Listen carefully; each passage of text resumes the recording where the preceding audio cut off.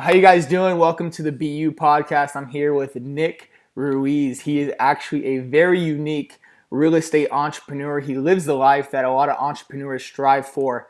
Nick, how are you doing today, man? I'm beautiful, Chris. Thanks for having me. It's a pleasure, man. Appreciate it. Well, welcome to the BeYOU podcast. And I think first things first, a lot of people want to hear your unique story and how you got started in entrepreneurship, man. Go for it. Yeah, well, there's a lot of twists and turns in the story, so I won't be have enough time to go into all of it. But I've been an entrepreneur through and through since day one, since I can remember. Since fourth grade, I started a business, and since then I've bought and sold. I've always wanted to connect with people, and I was a salesman. I loved selling and just having fun with it. Um, and then once I was in my teens, I started buying and selling more things for profit. And then in my later teens, I joined a couple network marketing companies, and I joined one in particular that taught me sales and how to deal with rejection, how to make the cold market warm, how to meet people, how to gain quick rapport. Because life is about psychology and people. Period. I don't care what industry you're in. You need to learn how people operate. You need to learn human nature. And that's one thing I've been obsessed with learning since my beginning stages of an entrepreneur. And it served me really well. So made some money with network marketing, but I think I gained a lot more knowledge and entrepreneurial foundation just learning how to sell and things like that. But it didn't make me a lot of money. So I branched away from network marketing. All of a sudden, I'm 19 years old. I see a late night infomercial, how to buy real estate, no money down. I knew real estate was pretty much the number one wealth creator in the world. In fact, 95% of people either create or maintain their wealth with real estate. Okay. And I didn't have any money. So I was like, all right, no money down real estate. It was a $300 program. I gave him my credit card. And back then in 99, it wasn't like some online course. It was, workbooks and VHS tapes, and you went through this whole program. So I devoured it immediately when it came in the mail 2 weeks later. And try a couple things, and I kind of phased. I was in this phase where I was always looking for some new opportunity, and I saw a couple road bumps or a little bit of work I had to do maybe, and I wanted something easier. So I kind of put it in the closet. After a couple months, I realized I was sick of my job, and I just didn't want to work for anybody. I mean, I was an entrepreneur since fourth grade. Now I'm, a grown man. I'm 19. I got to really make some moves to make real money. None of this, nickel and dime stuff. So I'm like, let me do this. Let me pull out a couple strategies. I dusted the dust off of the program, and I grabbed a few strategies that I thought would work. And the bottom line is, a couple months later, I bought my first rental property. It was a duplex, and the guy, there's a lot of details in between. But the bottom line is, I bought a duplex, and I was making $500 a month passively. Every month, $500 passive income. I wasn't rich, but at the same token, that was more than I was making in a week, and it was passive. So I was like, I should try to do this again. Let's use a couple more of these strategies. So I ended up buying another one like a couple months later, and now I was making $1,000 a month passive income. I was like, I think I'm onto something here. $1,000 a month passively at 20 years old is pretty damn good. Again, nothing to retire on, but it was the start of something which I knew was real. And I was like, this real estate thing has something to it. So I kind of ran out of some borrowing ability that I had. So I ended up having to sell the first property a little bit down the road, and I walked away with a $22,000 check. And then a bigger light bulb went off. I'm like, wait a minute, I just sold this and walked away with $22,000. When you're 20 or 21, that's a lot of money, just straight up 22 grand. Someone's year's pay is in my hand. Beautiful. So I'm like, all right, let me sell this other one. Walked away with $35,000 on that one. And I was like, okay, why would I work? Like, this is it. I'm doing this. You know what I mean? Real estate's what I'm going to be doing. So by the time I was in my mid-20s, I built up a multi-million-dollar net worth. I had almost 70 properties in my city. Had full-time crews and, payroll, all kinds of stuff. $60,000, $70,000 a month rent roll revenue coming in, all kinds of stuff. And like I said, I was approaching a $2 million net worth. So it was beautiful, flying high, had money, living the life that I wanted. I was in my mid-20s doing really, really well. I was a millionaire, okay? Wow.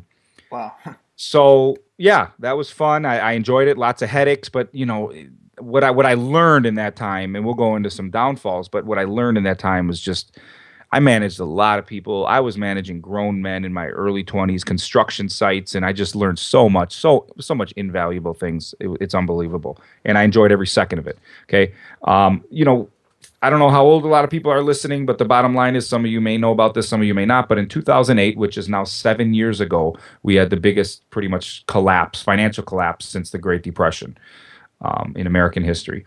And actually, we obviously, that affected the entire world. The mortgage crisis started.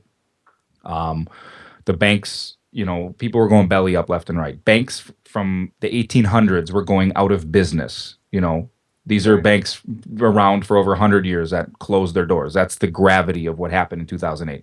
The mortgage crisis, the real estate collapse. I mean, I had houses that lost up to 90% of their value. Okay. So I had all these high mortgages. People were losing their jobs, not paying their rent, the conglomeration, a perfect storm. And there's a lot of in betweens in this story. But to keep it simple, the crash crushed me and eventually forced me into bankruptcy. Okay. Wow. Bankruptcy, not like pretend, like going to court, chapter 7, bankruptcy. And that was devastating for me. I was Nick, the young hotshot entrepreneur that had all the answers. And now this big storm came and crushed me to pieces. And when I went broke financially, I went broke in every other part of my life. Mentally, physically, just emotionally, I was a wreck. I'm going to tell you something. Being broke after having money is a lot more painful than being broke and never having money. And I can say that because I've been in both spots. So nobody can debate me on that. That's a fact. It was way more painful to be broke after you had a bunch of money. If you've always been broke, it's kind of what you know, and there's kind of like not a comfort with it. Some of you are uncomfortable, obviously, with being broke, but it's just not as painful. So I had to figure out how much a gallon of milk cost. And I had to look and say, oh, we can't buy this 99-cent thing. We don't need it. Put it back. Okay. That's the extent of this. Every penny literally mattered at that point, and I wasn't used to that. But that learning lesson was a lot more valuable than all the learning I've had up to that point, making all my money combined. And that's why I'm thankful that it happened. Looking back in life, what people have to understand is dots connect in hindsight.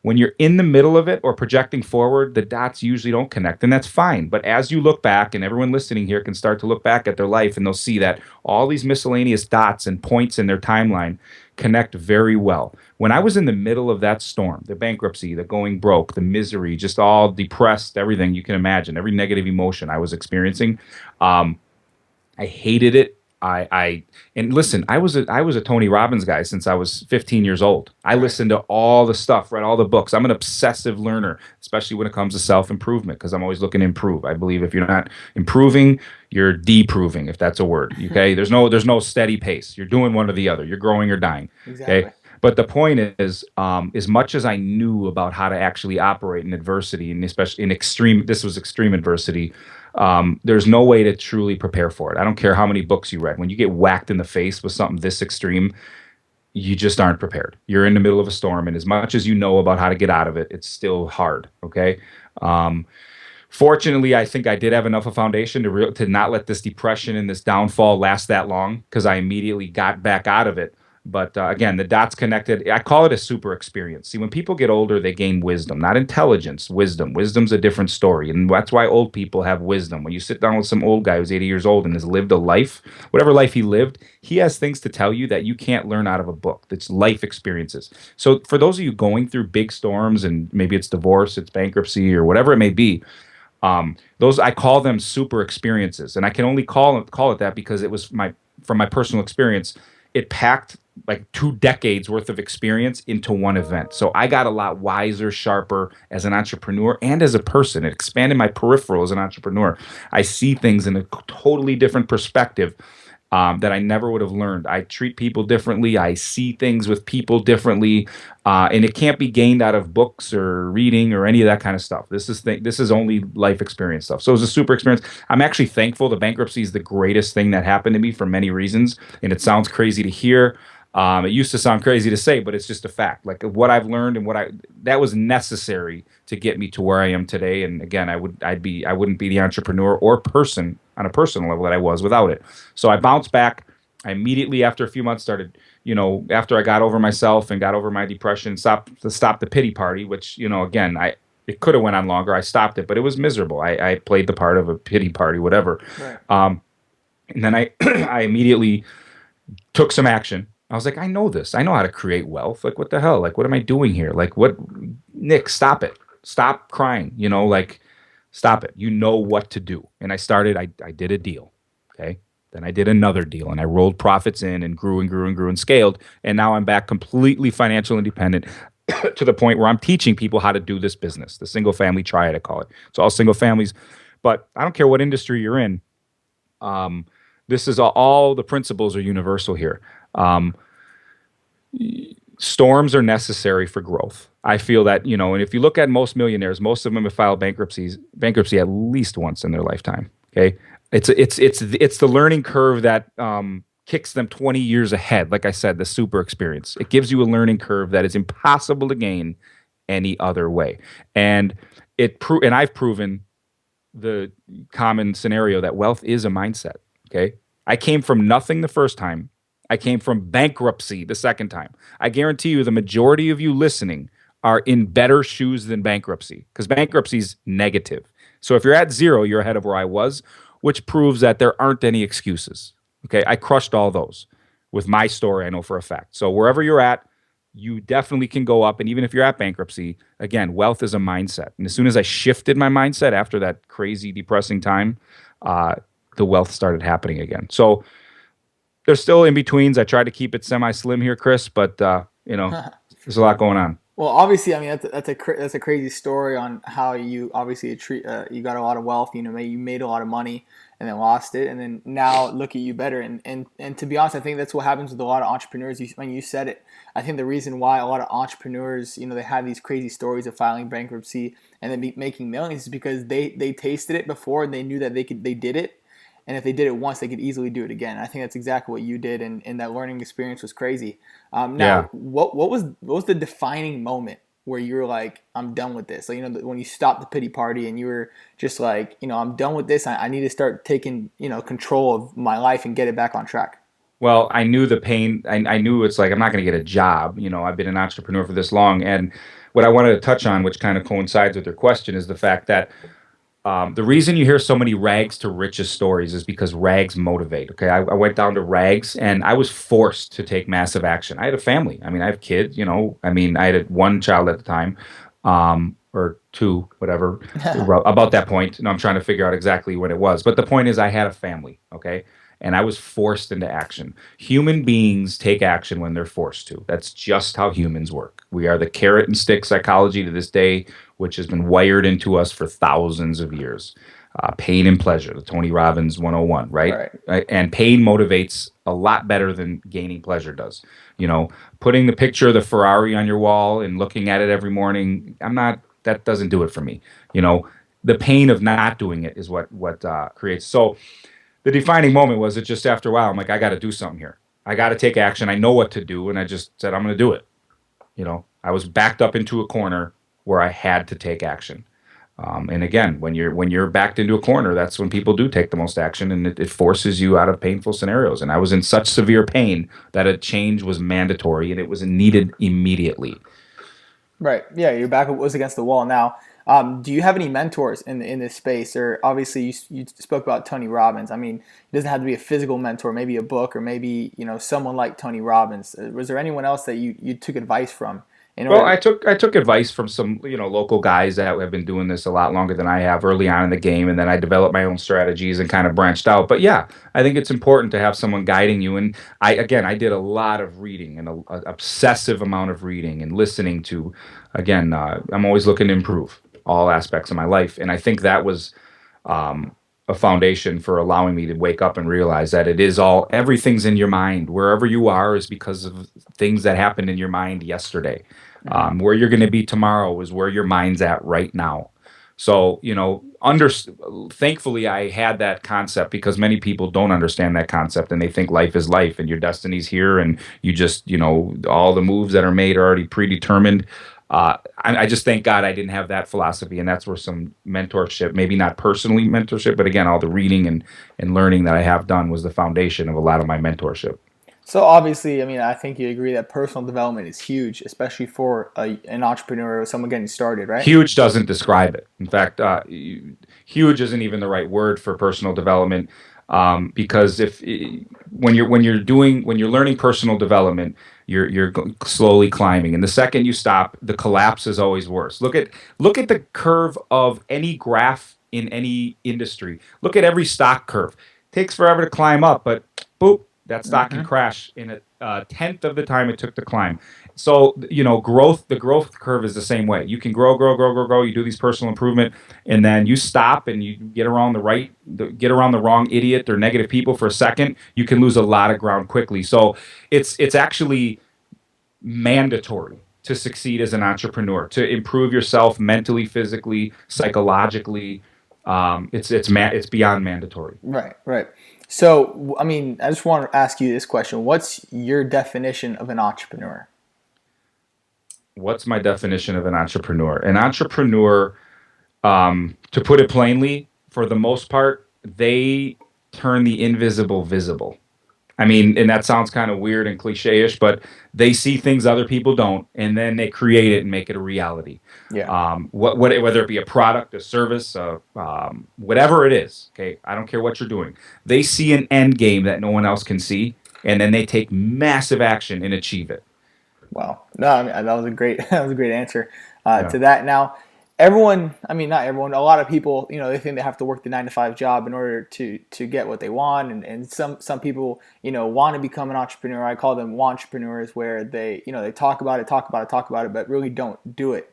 Now, you created a system, and the way you go about, really becoming a real estate entrepreneur is that you work smart rather than you work hard, if you will. Obviously, you still work hard, but you're still working smart. Creating passive income and stuff like that. What's your concept, or what do you have to say about working smart? I have to say that we only have 80 or 90 years on this planet, and I think you're doing yourself a massive disservice if you're not working smart. Okay? The old school days are over, breaking your back in a factory for 50, 60 hours a week. I mean, you can do that, but I think people are waking up to the idea that, wow, wait a minute, we have 24 hours in a day. I sleep 8, I work 8.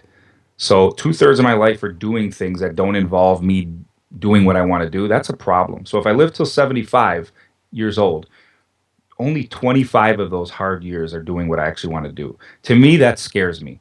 Okay. Mm. So back to your question of what do I think about working smarter, not harder? I think it's mandatory to live the happiest life you can possibly live, and working smarter. It's not being lazy. It's not work, like you said. You're still working hard, but what you're doing is you're leveraging, you're scaling, you're duplicating yourself. You're creating systems that work while you don't.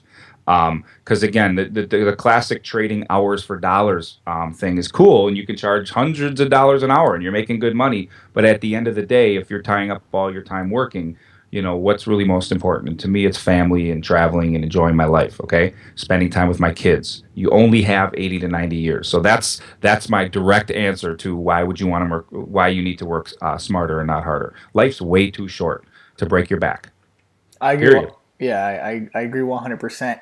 Now, what's the difference between someone who's successful and someone who's not successful, if you will? Well, successful people figure out you have to work smarter, not harder. They set systems up for themselves. They wake up. See, everyone wakes up with a fork in the road, and I think the successful people are always taking the action route. I don't care if it's something small. Every day you wake up, take a small step forward, because it goes back to the growing or dying psychology, right? Mhm. If you're not taking a step forward, you're by default, I feel like you're taking a step backwards. Okay, weeds grow no matter what. You don't have to plant, nurture. You don't have to water them. They're going to grow. Okay, but if you want beautiful flowers, you have to go in and nurture those and play with those. Okay, those are conscious actions you have to take to make sure they grow beautifully. Weeds don't have to. So again, back to the negative thing. Negative happens automatically. You have to actively wake up and take the positive force and the positive fork every day of your life. And that's why people are successful, because they wake up and make that conscious choice. If you don't make that conscious choice, by default, you're going to go the other direction. And that's scary, because one day, 2 day, no problem. But as days, weeks and months and years progress, all of a sudden you're so far off in a bad direction, you don't even know how you got there, because default is powerful. And I actually talk about that in my book, The Default Cycle. And it's a scary thing. Okay. Well, I mean, obviously, you're very successful. You've made multiple millions. You've obviously helped a lot of people. Now, what advice could you give to someone who's getting started maybe in real estate, and really go into exactly what you do as a real estate entrepreneur? You only have 80 or 90 years. Get in touch with someone who can cut the learning curve down big time. And that's the beauty of like being online and things like that. We have access to education, fortunately. The School of Hard Knocks is a beautiful teacher. But if you can, you're always going to have successful people have school of hard knocks. No matter if they have the best mentor in the world, they're still going to get hard knock schooling. Okay. But if you can combine hard knock, which is the experience schooling, which is the best teacher, with someone who's been through years of hard knocks and can cut your learning curve down, that's the key. You know, you want a combination of both to gain the experience with hard knocks, but then to have a mentor or a guide that can navigate you and cut down your learning curve. Because again, we don't have much time. That's like my thesis. Yeah. We don't have much time. If you can get a shortcut with someone who's been there and done that, that's the number one advice I can advise anyone in any industry you're trying to pursue. You want to talk real estate? Come talk to me. I've helped a lot of people. You want to talk about something else? Find someone who's cut down the path already. You know, you're in the jungle, you know, and you're trying to get to the other side. Don't take out the machete and chop down all the trees and bushes if you don't have to. If there's a path over there where someone's chopped it down and there's already gravel laid out, you follow? Take the easier route. Take the path of least resistance. That's not lazy. That's smart. We only have a limited amount of time. And as you can see, that's kind of what the theme I keep going back to, because it's important. Yeah. Yeah, I mean, I think that's the whole reasoning on why I decided to, create BU, is because I think the best way to learn is to learn from someone who's already doing it. Yeah. Whether you want to become, a great basketball player, listen to Michael Jordan. If you want to be great at real estate entrepreneurship, you're going to listen to Nick Ruiz, in my opinion. So that's pretty much why I created this, and that's why, I'm obviously interviewing a lot of big time success stories in all different industries. So why don't you go into, let's say that, your son, your son wants to get into business, and he really doesn't know what he wants to get into, whether it's, traditional business or a franchise or real estate entrepreneurship or anything.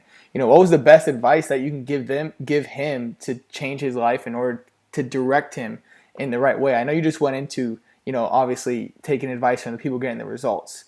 But is there anything else really that you would kind of hammer, in right away? Well, I would branch off onto what I just said about finding someone who can guide you, but that person can give you the best tools in the world. Okay. But you still have to pick them up and use them to build the house. Okay. The house doesn't appear because you have the state of the art equipment and tools to build it. You still have to pick them up and actively do it. So on top of finding someone to guide you, that's only one portion of the equation. I can guide anybody. I can teach anybody how to make a lot of money, period. Right. 100%. I've done it. I've taught people who have done it. What I can't do is light the fire under you. So I would say the second part of that equation is find out why you're doing it. You've heard that a million times, blah, blah, blah, rah, rah, rah, all this motivational speaking stuff.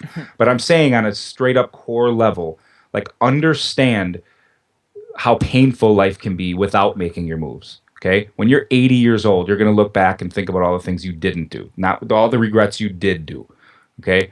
So taking action every day. And if remind yourself of the pain, remind yourself how painful it is to go work for this schmuck at your job that you can't stand. Forget about Ferraris and all that. That's, that'll come later. Understand how different life can be. And that's going to force you, because you have to take massive action. You have to the only way to that's why there's so much money to be made in entrepreneurship, because most people are running from it. They don't know they're running from it, but there's so many hurdles that they're deviating and thinking of excuses. There's a big pile of money for entrepreneurs to make, tons of money.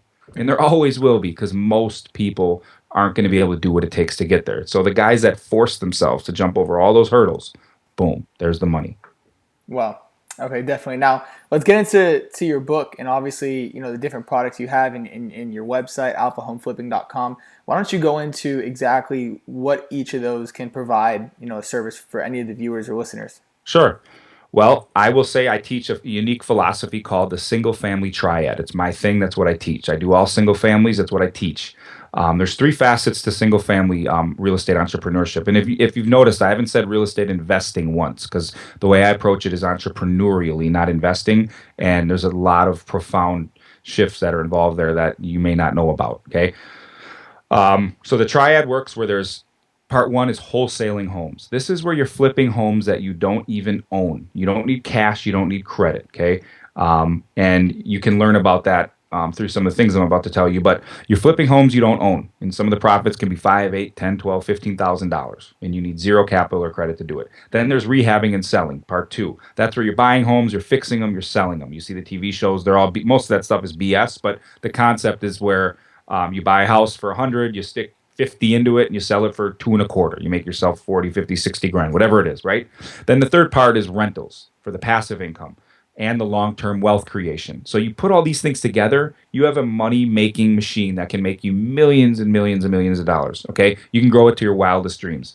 So how do I teach those things? Well, wholesaling is very popular. It's a big thing that I focus on a little bit more than the other ones, but I teach all three. My book explains wholesaling really well. You can go on my site, alphahomeflipping.com/flip-book. You'll see it on the site. Just go to Alpha Home Flipping. You'll see the book. And then I have something special called the Alpha Academy, which is a monthly membership where you have access to all these other unique entrepreneurs that are making moves.